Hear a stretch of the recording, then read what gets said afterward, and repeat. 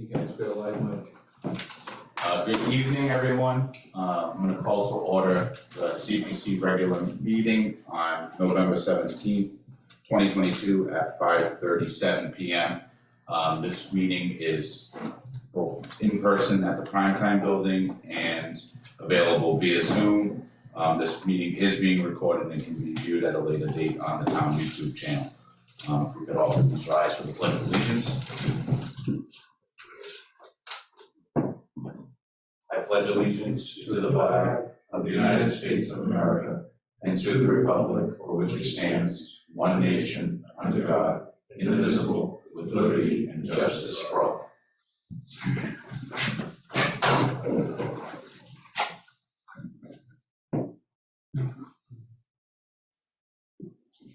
I'm gonna jump on. Oh, let me make you the call. Let me see if I can do that. Text Jonathan too.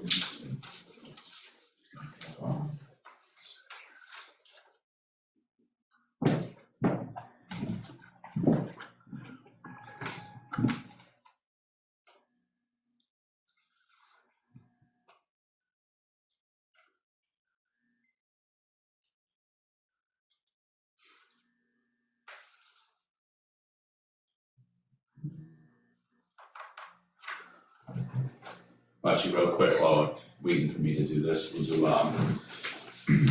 committee member introductions.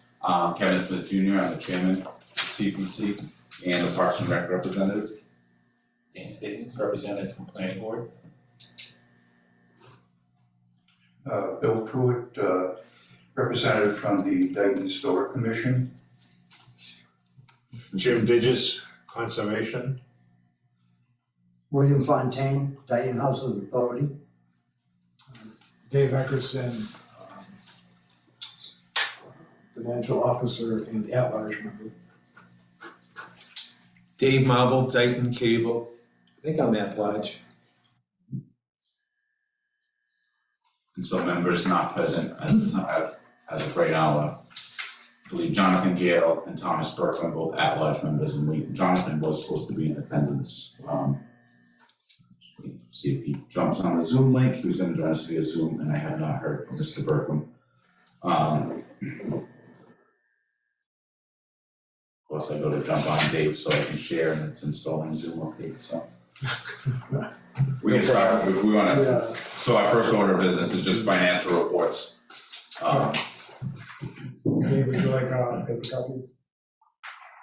Oh, sure, if you don't mind. And then I will appreciate it.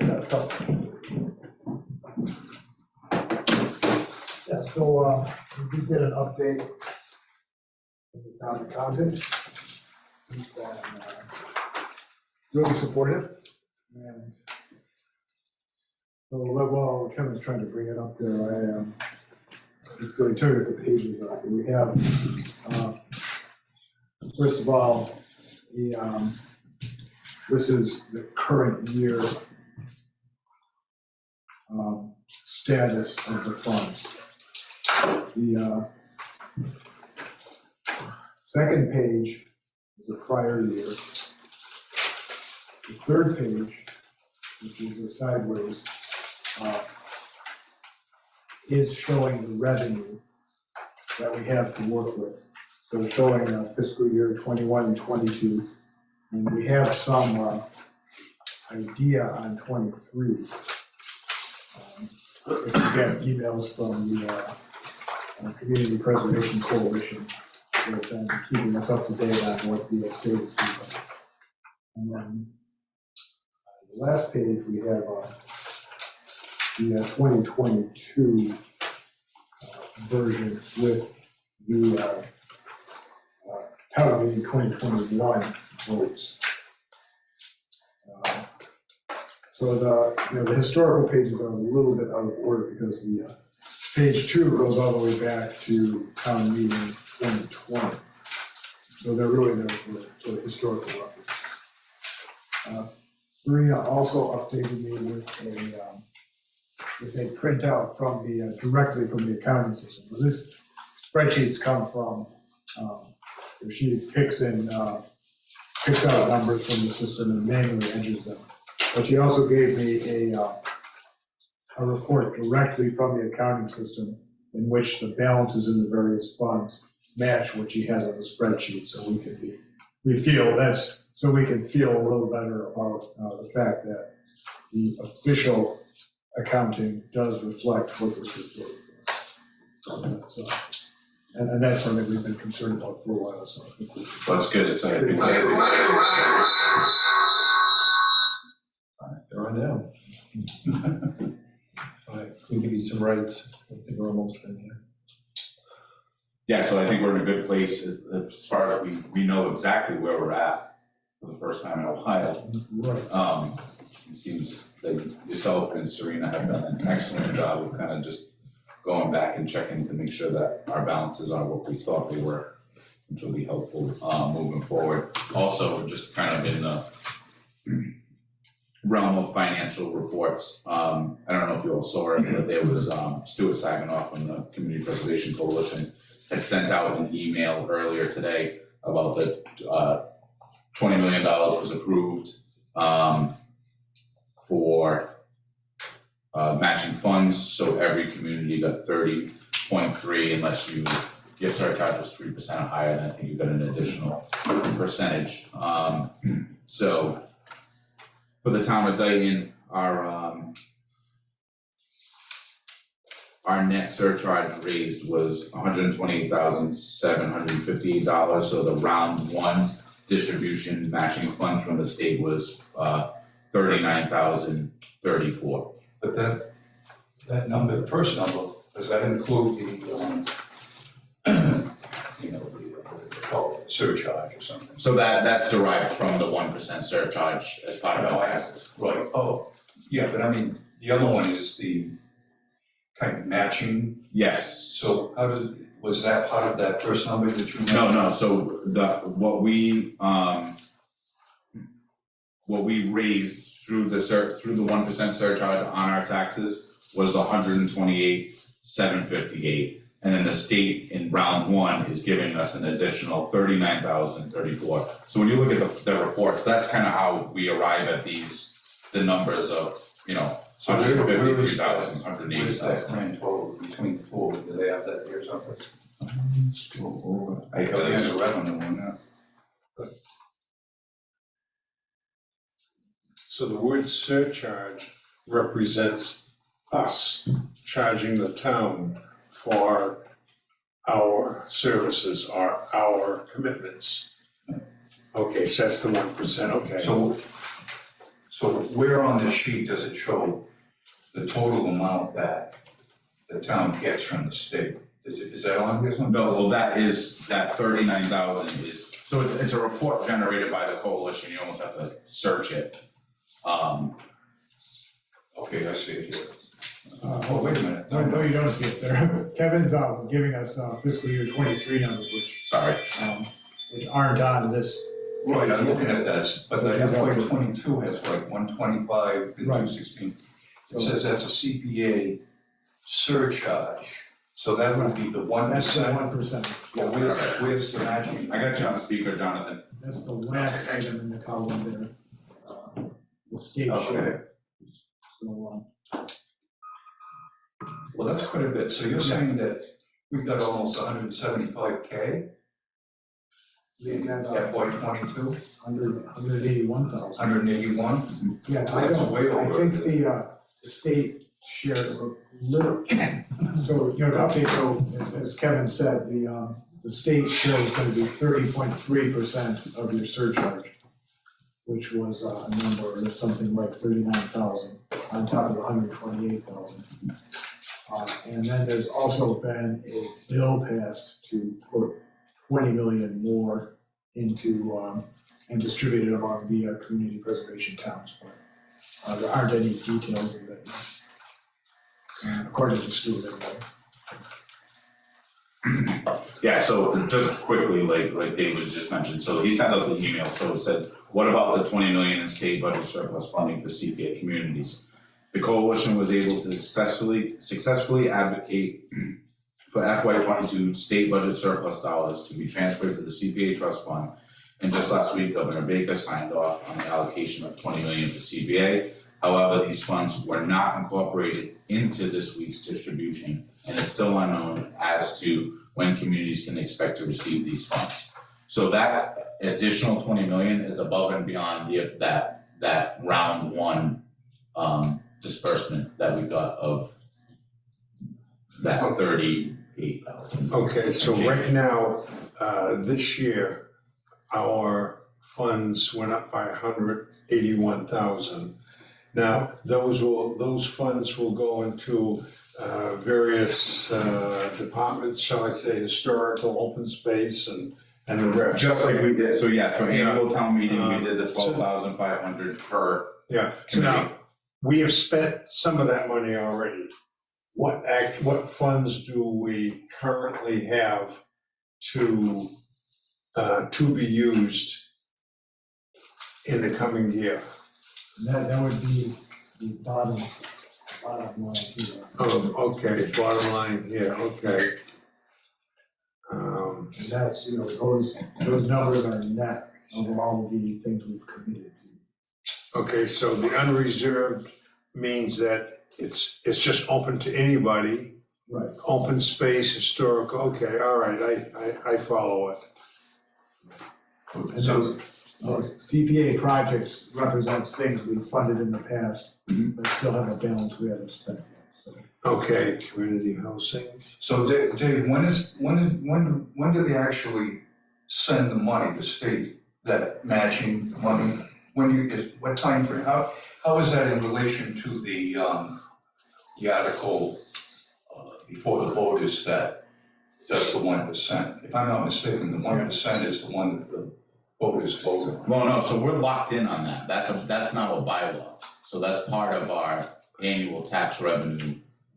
Period, unless somebody wrote a warrant article to change that, we don't vote on that every year. When we adopted CPA, that's when it was voted on. So the only thing that we vote on town meeting is the individual allocations for the separate, open space, historical housing, that 12,500. Really? That's it, that's all we vote on annually, or a That was proposed really project. variable, in other words, you could move money around from the main You repository. can, but the 1% is a fixed, that always happens unless we Okay, change it. I'm not saying that 1% doesn't, I'm saying that I agree that change doesn't change. Yep, It's part of the CBA thing, correct, that we elected, yes, could have gone 2% or whatever. right, But the money has to come out of the tax base, the 1%. Mhm. So when does that happen?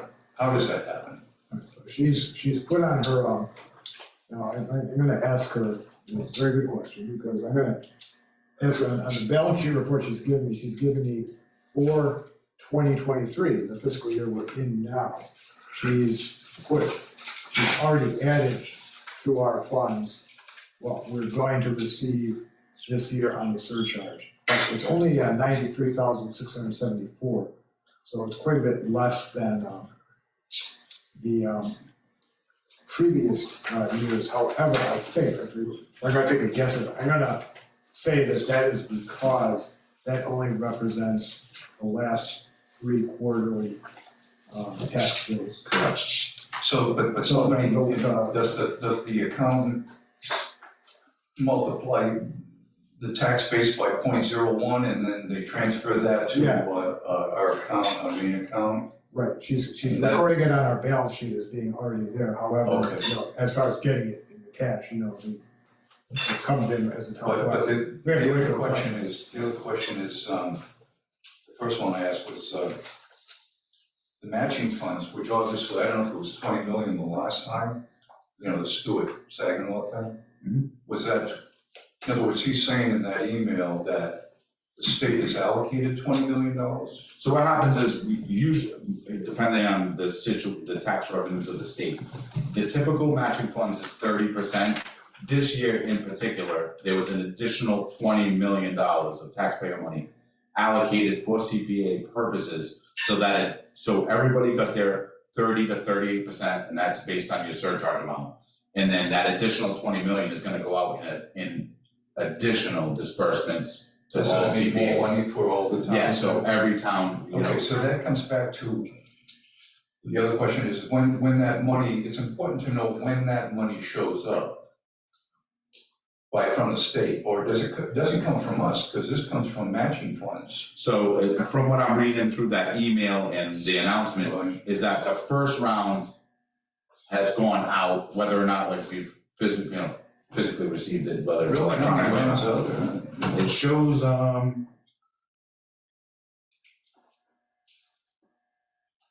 let's see. So the first round was the initial 30. So The there's, second round would be, with the third round would be the additional 20 million disbursement. yeah, so on their trust fund, distribution kind of spreadsheet on their website, it shows up to 3 rounds of, so round 1 is the initial distribution, round 2 is what they call equity distribution, and round 3 would be surplus distribution. So it must be categorized. So equity might be, now Stuart had talked about how they use, specific, like the registry of deeds. Right. So that might be equity, So they so have it's other based on their sources, they have income, other sources besides the registry deed. correct. Okay. Now, these 3 rounds happen once a year? Once every fiscal year? I think it, depending on the fiscal, position of the state, it could happen up to 3, you could get up to 3 rounds. How does that affect what we get? Well, I don't, We're getting a percentage based off of what we collect in our surcharge, so it's all based off of what you collect as a town Okay. drives how much the state. So you're saying that this rate is based on the 1%, Correct. it's a certain percentage of that. So we're getting 30.1% of the 128,000 that we collected. And then there'll be another percentage that comes out for that additional 20 million, and it will, based Okay. on same thing. But, so how does that get transmitted from the state? The state has that money. In other words, the 28, whatever it is, the matching funds, Yep, has to come not from us. We've already collected 1% from our tax payers. Mhm. So when and how rather, does that money come from the state to the town to put into one of our accounts? We don't know. This is Jonathan, can I interrupt for a second? absolutely. Okay, there are 3 different rounds. I'm gonna say what Kevin said a little bit, but I'm gonna give you some more timelines to work with. And Kevin, you might wanna go back if you have access, maybe this will help or not, I don't know. Normally, with those 3 rounds that you get, that they're talking about disbursement, the 3 rounds are just based on when the state's treasurer's office releases the money to the different state agencies, in this case, we'll say CPC, for release. The money actually comes from specifically the state treasurer's office. The first release cannot happen no matter what before October 1st. It goes on the state's fiscal year period, which is October 1 to December 31. Usually, the first round of release goes out in late November, early December. The second round goes out in mid-January to early February, and the third round goes out by March. We don't always know which one of those 3 rounds we will be in, nor does any town. All we know is that the amount that Kevin is giving us for the figures for the initial, at less than 20 million additional that was approved, has been approved. It's gone through the legislatures, it's not signed by the governor, and so far, the Secretary of State's office, the Treasurer's office, has not released any money yet to any of the towns for rounds 1, 2, 3. They don't know yet whether or not they're gonna take this other 20 million and they're gonna integrate it into that same money, or whether or not it's gonna be issued as a separate payment.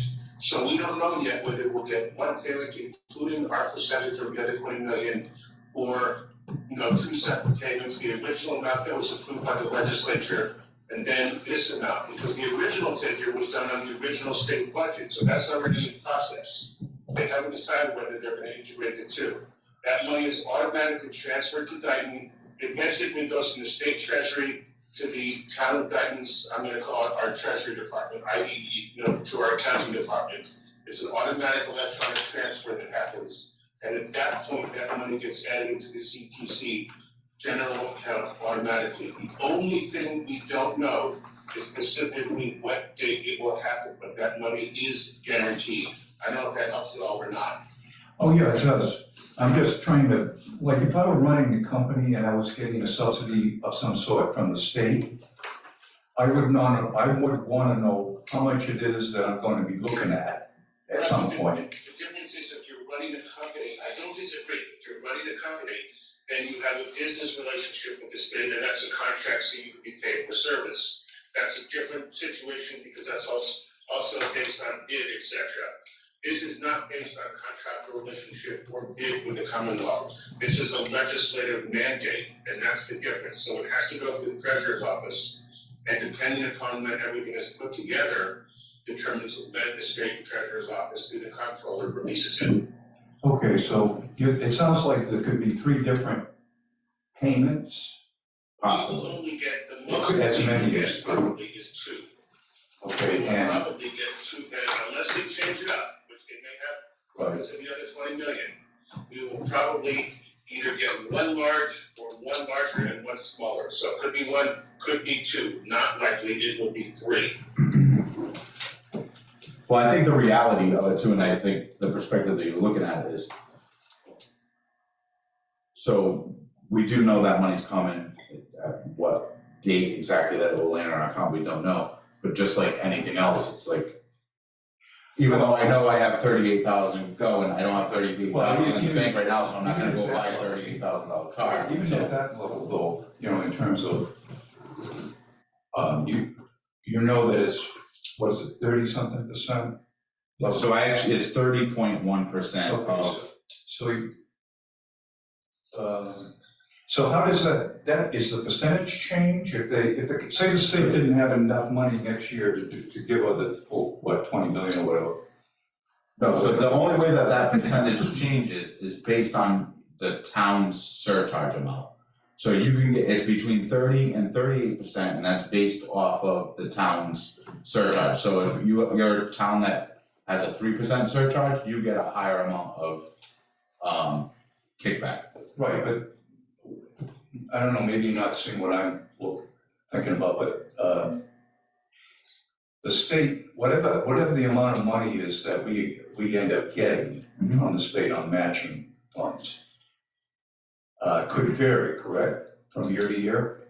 Yeah, I think that's good. The answer is that can vary depending upon how much the state allocates for CPC expenditure. So one of the things that Stu talked about when he did our training was that the state allocates through the legislature X amount of dollars per year. It's gone up a few times, and that's why they wanted this additional money.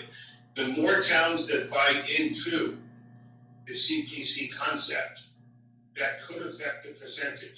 Because if you have $10 million in 100 towns, let's just say it's all even, and there's no 1, 2, or 3%. If it's even, you're gonna get $100,000 per town.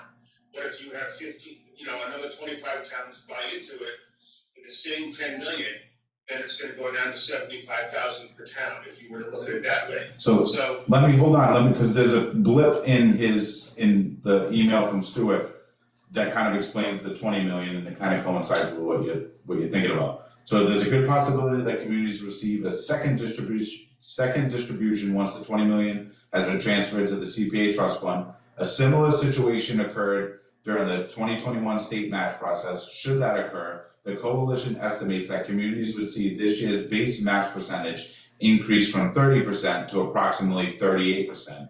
The Department of Revenue will provide an update on the plan for distributing the 20 million when the funds are transferred to the CPA trust fund account. So it is variable Well, that's based what on I'm the trying to state. get at. state The funds. only way that you can change the actual amount of dollars in case the state changes their matching formula or funds. Right, but I mean, at the end of the day, it's almost like we're leaning towards a conversation of relying on the possibility of money instead of just seeing what the state gives us and working with it. And we're getting, Well, again, but deep that into percentage has to change the for weeds anything of else to change on the matching state funds and accounting. Do you agree with that or don't you agree with that? I agree, but I think it's relevant. So you're saying today, this year, it's 30-something% of our 1% money, Yes. whatever it is. Next year, if they have to, they don't have the money, then that percentage that we take would have to be a lower percentage of the Right. 1% money. That's all I'm trying to establish here. Is, the only way that, that the state or we know how much money we're gonna get in any particular year is by the percentage, the 30-odd percentage. It's like interest, it's variable, so. It's what? It's like interest, it's variable, so it could Well, differentiate. first, I mean, I just don't, I don't I know. don't think you were agreeing with that. You were- I'm not disagreeing. We should move on. Yeah. let's move on. All right, Jonathan, we're gonna move on, because we could, I don't know, it's hard enough to understand our town accounting process, let alone the state's accounting process and how we arrive at these numbers. David, do you have anything else for financial? Well, during this was a discussion, I found the incoming revenue to date this year is at the Okay. the bottom line on the first page of the report.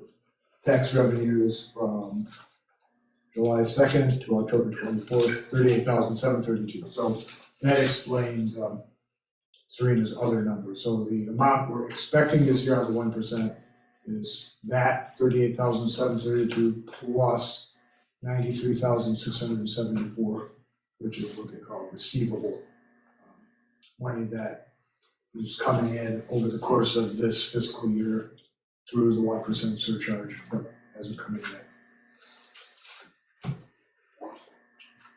So that, Jonathan, just as an FYI too, Dave had uploaded these documents to Dropbox. Yeah, I listened to him before I logged in. Okay, so they're reviewable, and then I also, while we were talking, I uploaded the spreadsheet from the state that shows each town's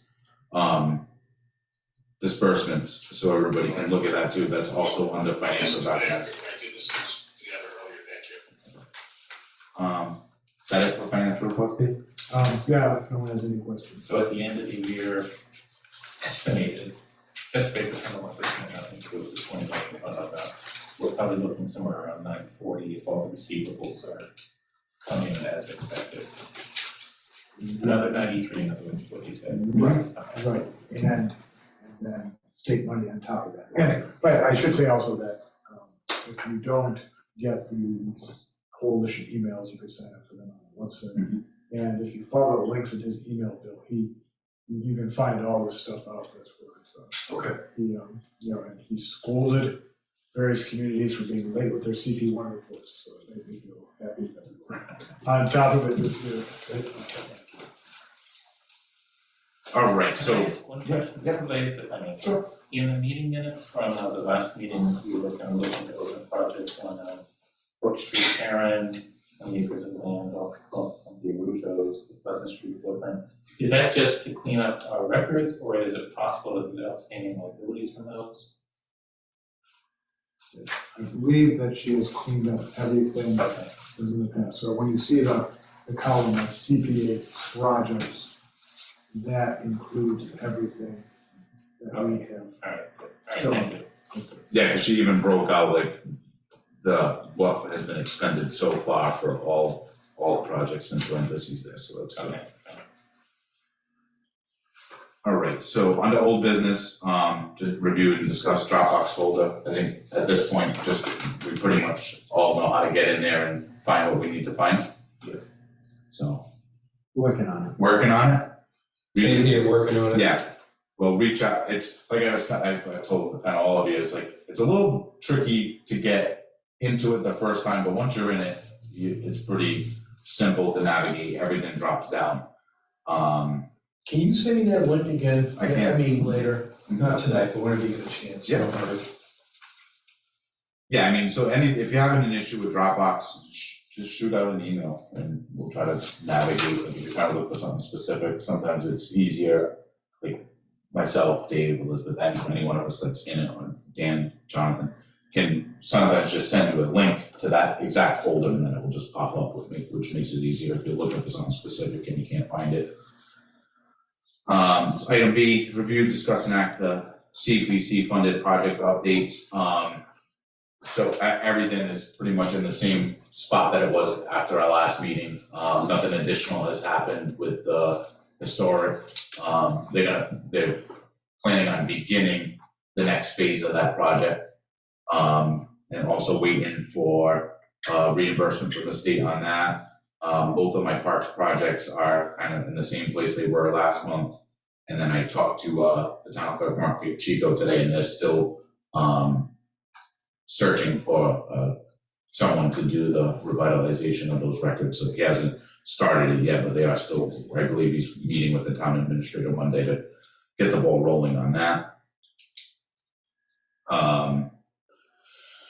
C, review, discuss, and act the CPC application process. In the last meeting, we voted to approve the CPC guidelines and application. Those, thank you to Elizabeth.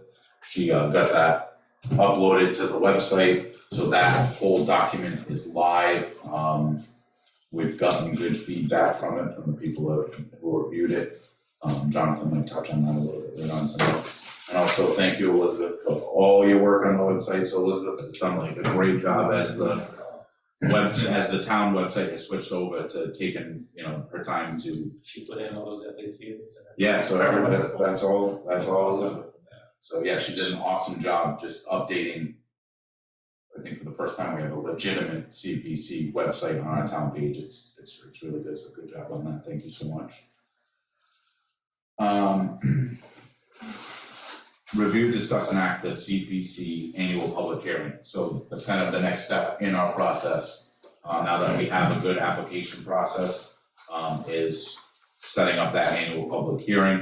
The requirement is that we announce it in the newspaper 2 weeks prior to it happening. Obviously, we have the town website, we have social media, and other ways to engage people to participate, especially seeing that we know coming down the pipeline of things that may pertain to the library. It'd be good to get the folks that are invested in that project involved and at our public hearing so we can kind of have a discussion about it, possibly before an application comes before us, or it might be at the same time.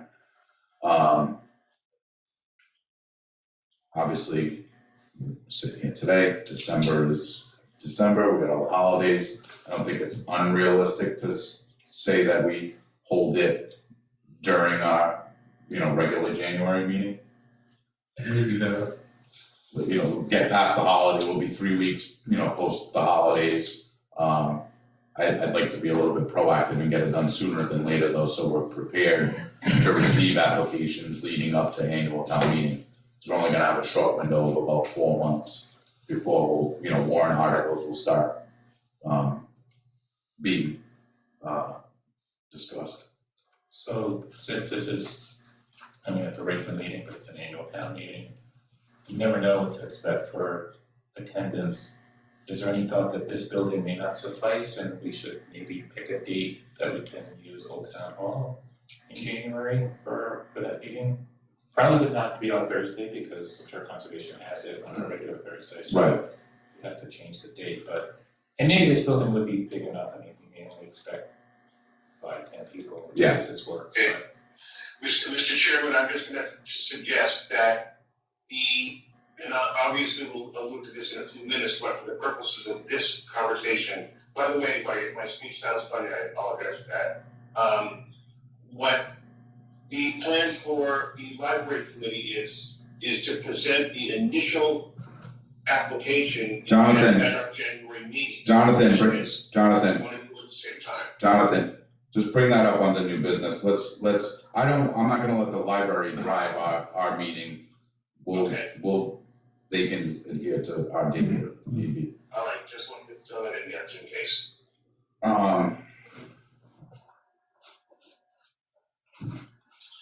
I don't know, have any of you been involved in years past? Have you seen a large attendance for the annual public hearing? For the CPC in the past? I'll be honest with you, I might see 3 or 4 people. It was almost a formality to hold it. Well, that's why it seems like, Unfortunately, yeah, I'd certainly like to promote it so we get attendance if we're gonna spend our time, and it is a good opportunity to highlight the new application process, the availability of information, the guidelines. It's a good opportunity for us to talk a little bit more about what the CPC does, because not a ton of people know exactly what it is unless you've been involved or presented a project. So I would promote it so that we can get attendance. I can't foresee us, and even in this room, we could probably, besides just our committee, we could probably fit 20 people if needed. I don't think it's, I know scheduling can just be, it's like scheduling can be an absolute nightmare. I think the only other suggestion is because I know, so you have conservations at 7, right?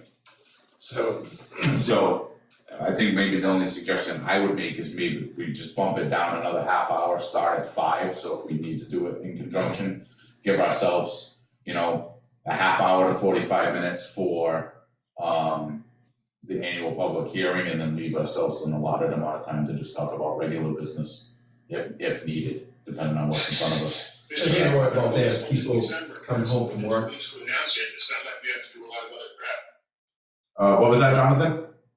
Why don't we just consider doing it in our December meeting? That's more than 2 weeks to publish it. No. It's not as though there's additional prep involved to have to do it. We already have everything in place to do it. It's just more open to the public. We could do it in our December meeting, so it doesn't affect anything else. Well, I think the holidays may affect people's attendance. Yeah, it's literally 3 days before, that our next, actually, we'd be on the 15th, the third Thursday falls on the 15th. I mean, that's up to the committee to decide. I could, so it would either be December 15th or January 19th.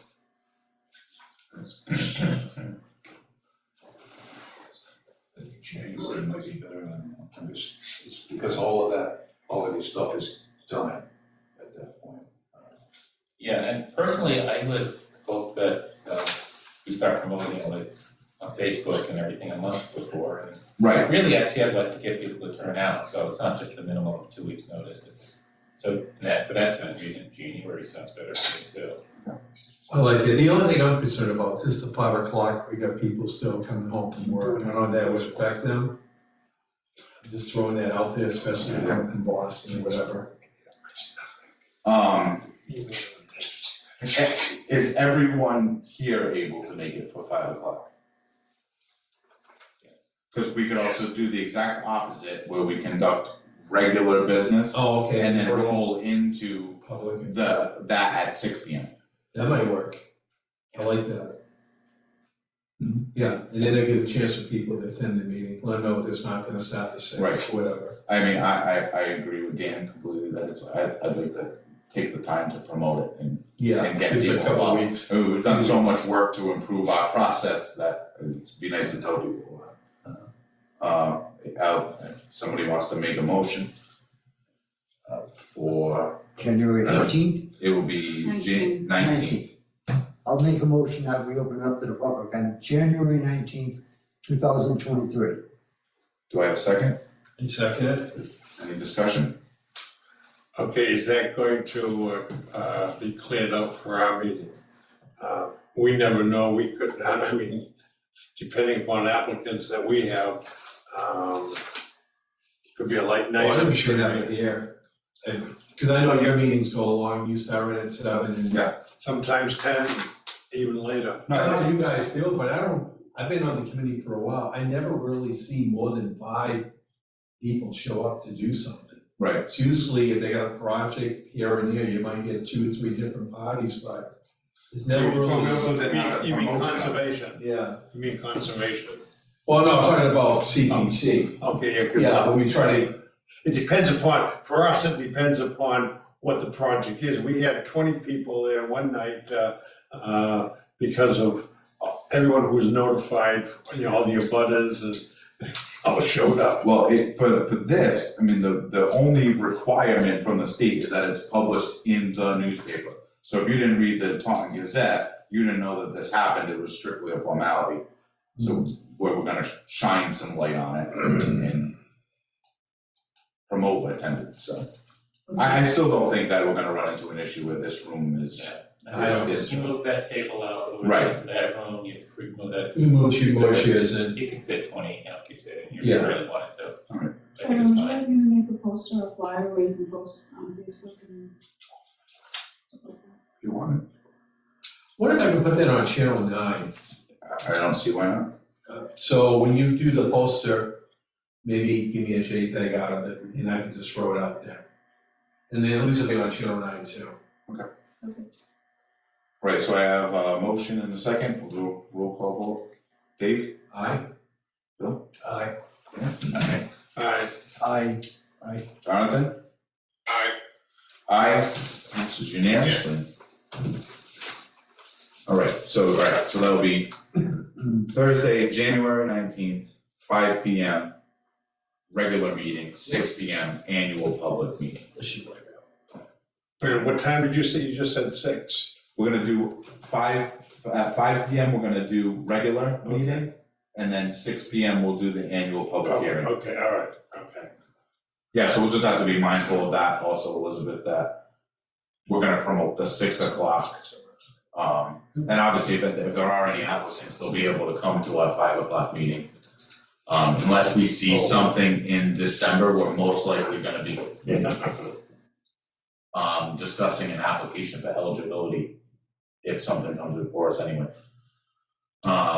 New business, I don't have anything slated under new business. Does anybody have any new business? I know Jonathan, you do.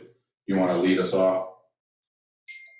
Okay, so yesterday, I'm the liaison of the new library committee, which I'm also a member of for CPC. Yesterday, in our meeting, the discussion centered around several factors and grants that we're looking at and so forth. One of the things that we discussed was, of course, CPC.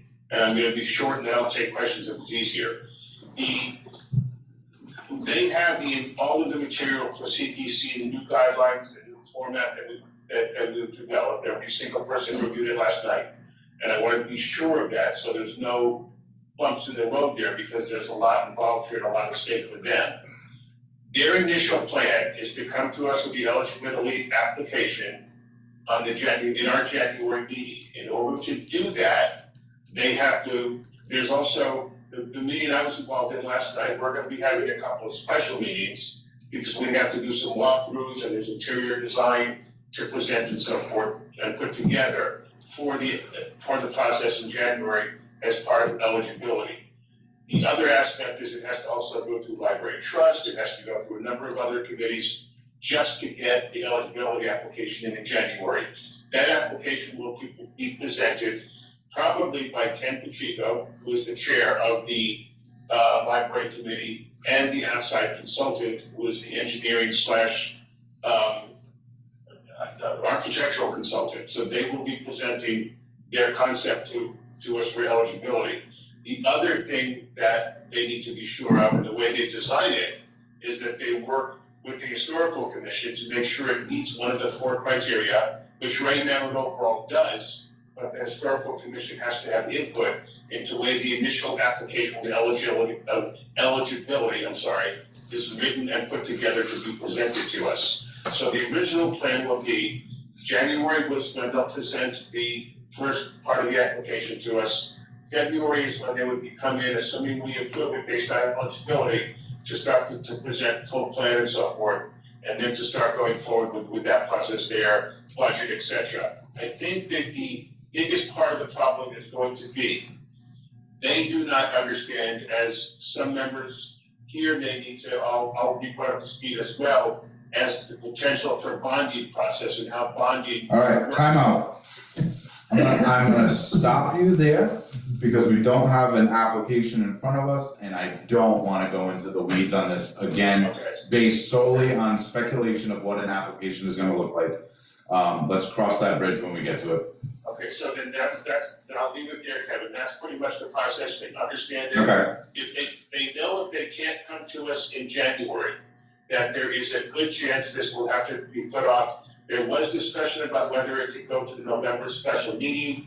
I explained our process about year round and so forth, so that they're clear about the possibility of that. They would like to get it to us in January, to get it to the June meeting and on the warrant timely because they feel they have a better opportunity with more town support in June. Okay, well, and thank you for bringing that information to them so they know, they're aware of kind of where we're at and how we're operating with the application process. No problem, you're welcome. Does anybody else have any new business? Just a question, have we heard from any other committees in town about potential FY23 projects that are on the horizon? I mean, I haven't from Parks, I don't have anything. I don't know if anybody else that's representing another group has had anything come up. Well, what was the question on that? Have we heard from any other groups? We know about the library probably gonna come forth. Any other groups that are potential projects on the horizon that may be coming to us in FY23 requesting funds? The schoolhouse, and is the Historical Society gonna come forward with the schoolhouse potentially? Well, there's that.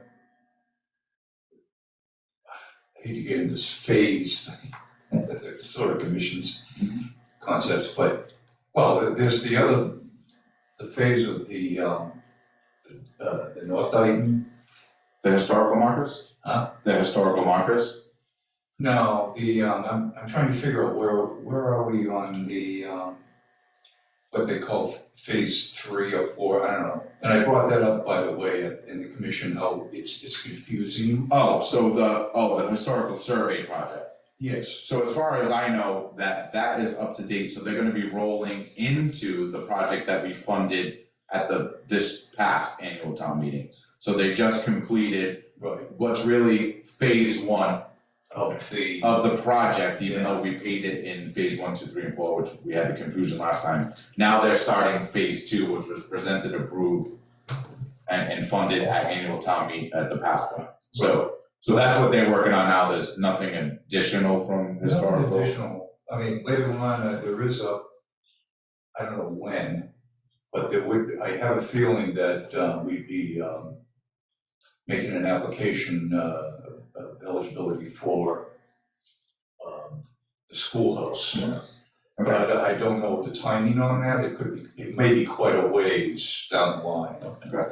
Well, and like Jonathan had said earlier, and I think we discussed during our application process too, is that I think we're gonna remain open-minded to not limit you to annual town meetings, so you're better off taking your time, putting together a really good application, and we'll maybe possibly fund it in the fall. Yeah. So it's like, I don't think anybody, just so if anybody's talking to their respective committees or commissions about projects, don't feel hard. I think everybody gets excited and wants to get their thing funded and done, but don't feel hard pressed, because I think we're gonna be a little bit more open than we were in the past, funding year, quote unquote, or at least biannually. Yeah, no, my only reason for bringing it up is simply to remind people that, the whole warrant process can get here faster than you think. Yes, it can. And so it's just, don't sit on it, you're wanting to come forward, so.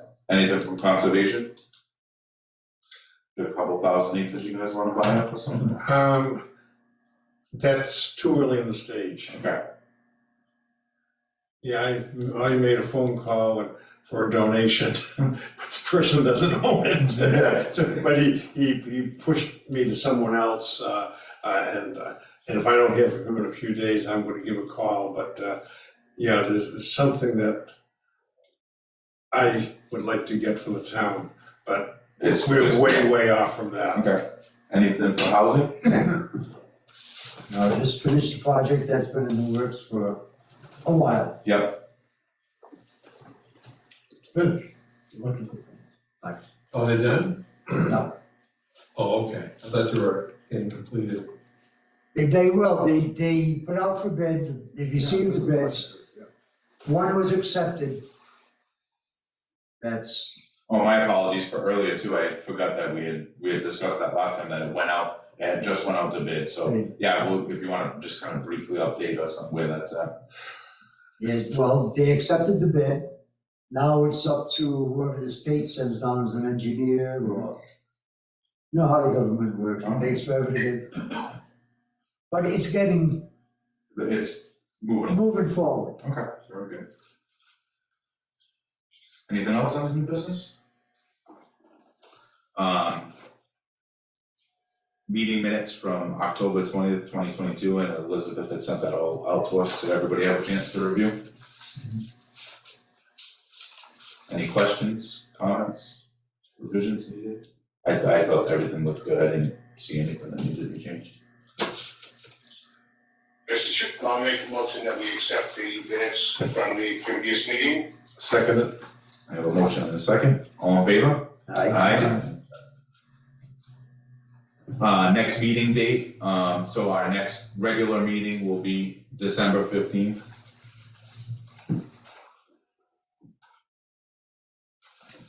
So Elizabeth, probably a month's time would be sufficient do you think we should discuss a flyer for distribution and being a month out would be a sufficient amount of time? Yeah. I wouldn't wanna put something out until we've had a chance to review it as a committee. So if you wanna just do a proof for us prior to the next meeting, and then we can vote on it, and then we can share it to the website and town Facebook pages, et cetera afterwards. I can do it and mail it. Mr. Chairman, I believe, and you can correct me if I'm wrong, I'm just going to check with Board of Selectmen, but I think we also have to put it in the newspaper. Yes, it does have to go into, that's the only actual requirement. We're just thinking of going just above and beyond ways to promote it. Okay, I'm So, sorry. yeah, so we'll say, and that requirement is 2 weeks. I would say probably the least amount of, reach you're gonna get is from the newspaper. So we can also produce in that meeting, the newspaper article, however that wording wants to look, and we'll approve that and work on that in December as well. Any public input? Do we have any? December 15th, we're sticking with 5:30? Yeah, so we'll stay with the 5:30 time. Okay, one, question around the public hearing.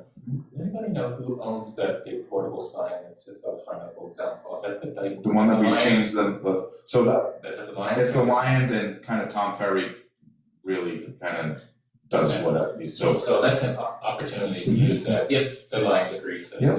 Yeah, we can certainly reach out to them. Out there once we really want. I think Paul Sylvia changes the. Yeah, that's right, it is Paul, Yeah, it is it's Paul. Paul. So, when the time comes, let me know, he lives across the street from me, I usually, when I get a request, he wants some lights, sometimes in a paper form. I just stick it on his door and then he's off. Okay, alright, we're good. All right, so we want to make a motion to adjourn? Motion to adjourn? Have a second? Second. All in favor? Aye. We are adjourned at 6:29. Thank you all. Is that? Thank you, Mr. Chairman, thank you, everyone. Okay. Can I just try to go? Let me shut this off. It's recording.